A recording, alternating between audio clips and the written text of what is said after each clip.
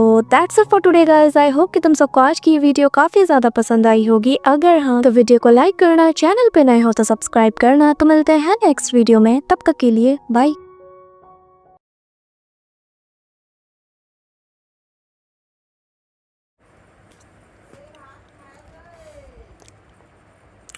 আসসালামু আলাইকুম সুপ্রিয় দর্শক, সবাই কেমন আছেন? আশা করছি সবাই অনেক অনেক ভালো আছেন। আজকে আপনাদের জন্য যে স্মার্টফোনটা নিয়ে আলোচনা করব, এটা আসলেই সত্যি অত্যন্ত অসাধারণ একটি স্মার্টফোন। আমরা প্রথমে ফোনটার নাম সম্পর্কে জানবো এবং মডেলটা জানার চেষ্টা করব। ফোনটার মডেল হচ্ছে Xiaomi Redmi K17। তো এটা কিন্তু খুব ভালো মানের একটি ফোন, আশা করি আপনাদের ভালো লাগবে। এই ফোনটার ব্যাক প্যানেলে টোটালি হচ্ছে 3টা ক্যামেরা ইউজ করা হয়েছে। তো আমরা একটু পরে গিয়ে সেই ক্যামেরা সম্পর্কে জানবো কেমন হবে ক্যামেরা কনফিগার। এবং ফর্ম ফ্রন্টে দেখতে পাচ্ছেন আপনার ডিসপ্লের মাঝ বরাবর একটি ফ্রন্ট ক্যামেরা ইউজ করা হয়েছে, যেটা আসলেই চমৎকার বিষয়। তো বেশি কথা না বলে চলুন নিচের দিকে যাই, আমরা এই ফোনটা সম্পর্কে আলাপ আলোচনা করে নেই। সুপ্রিয় দর্শক, ফোনটার প্রাইস সম্পর্কে আমরা আগে জানার চেষ্টা করব। ফোনটার আনঅফিসিয়ালি প্রাইস এখানে 47,000 টাকা দেওয়া আছে এবং নর্মালি এই ফোনটা আপনার হচ্ছে টোটালি 3টা ভ্যারায়েন্টে পাওয়া যাচ্ছে। এখানে আপনারা দেখতে পাচ্ছেন প্রথম ভ্যারায়েন্টে 12GB র্যাম, 256GB স্টোরেজ, 47,000 টাকা। সেকেন্ডে ভ্যারায়েন্ট 16GB র্যাম, 256GB স্টোরেজ, এটা প্রায় 57,000 টাকা। এবং থার্ড যে ফোনটা দেখতে পাচ্ছি আপনার, এই ভ্যারায়েন্ট হচ্ছে 16GB র্যাম এবং 512GB স্টোরেজ। ফোনটার প্রাইস পড়বে 69,000 টাকা। এবং এই ফোনটার টোটাল কনফিগার এখনই আমি আপনাদের মাঝে জানিয়ে দেব। সুপ্রিয় দর্শক, এখানে আমরা কনফিগার দেখতে পাচ্ছি স্টোরেজ 256GB, যেটা ইতিমধ্যে আমি বলেছি আপনাদের। এবং র্যাম এখানে দেখুন মাত্র 12GB ইউজ করা হয়েছে। এখানে যেহেতু 3টা ভ্যারিয়েন্ট থাকতেছে, আপনাদের যেই ভ্যারিয়েন্টটা ভালো লাগবে সেইটা আপনারা চয়েস করে নিয়ে নেবেন, এটা আপনাদের বাজেটের উপর ডিপেন্ড করবে। এবং ক্যামেরার যে বিষয়টা, এখানে যে 3টা ক্যামেরা দেখতে পাচ্ছি, মেইন ক্যামেরা 50 মেগাপিক্সেল, যত সম্ভব আলট্রা ওয়াইড 8 মেগাপিক্সেল এবং 2 মেগাপিক্সেল হচ্ছে মাইক্রোফোন। তবে ফোনটাতে হচ্ছে টেলিফোটো লেন্স নাই, এটা আসলে দুঃখজনক ব্যাপার। টেলিফোটো মোড থাকলে হয়তো আরও ভালো হতো। আদার্স ফ্রন্ট ক্যামেরা হচ্ছে আপনার 16 মেগাপিক্সেল, ঠিক আছে, এটা হচ্ছে ফ্রন্ট ক্যামেরা। এবং এই ফোনটাতে হচ্ছে আপনার থাকছে 120 ওয়াটের ফাস্ট চার্জিং, মানে বলতে গেলে কয়েক মিনিটের মধ্যে আপনাদের ফোনটা কিন্তু ফুল চার্জ করে ফেলবে। এবং এই ফোনটাতে আরও যেটা থাকছে সেটা হচ্ছে ওয়াইফাই আপনার 7 5G, এটা ওয়াইফাইয়ের দিকে অনেক ভালো। এছাড়া আরও কনফিগার আছে যেগুলো আপনাদেরকে আমি স্টেপ বাই স্টেপ জানাবো, সাথে থাকবেন। এখানে হচ্ছে ব্র্যান্ড Xiaomi, মডেল ইতিমধ্যে জানিয়ে দিয়েছি। ফোনটা অনেক পুরাতন মনে হচ্ছে আমার কাছে। 29শে নভেম্বর 2023 সালে বাংলাদেশ মার্কেট প্লেসে ফোনটা রিলিজ করা হয়েছে এবং অপারেটিং সিস্টেম অ্যান্ড্রয়েড ভার্সন 14 এবং ইউজার ইন্টারফেস HyperOS। সুপ্রিয় দর্শক, এখানে চিপসেট হিসেবে ইউজ করতেছে অত্যন্ত শক্তিশালী একটি চিপসেট, সেটা হচ্ছে কোয়ালকম স্ন্যাপড্রাগন 8 Gen 2 এবং octa-core multitask 3.2 GHz single core use করা হয়েছে। এছাড়া সিপিইউ থাকতেছে অক্টাকোর 64 বিট। তবে ডিসপ্লের দিকে একটু কমতে লাগে আমার কাছে। এখানে ডিসপ্লেটা ব্যবহার করা হয়েছে ওলেড, এই যে দেখুন ওলেড ডিসপ্লে 6.67 ইঞ্চি, এটা খারাপ না, ভালো। 1440x3200 pixel QHD plus display এবং এখানে থাকছে 526 PPI। স্ক্রিন রেডিয়েশন হচ্ছে কর্নিং গোল্ডে গ্লাস এবং 4000 নিটস ব্রাইটনেস, 120 হার্জের রিফ্রেশ রেট থাকছে।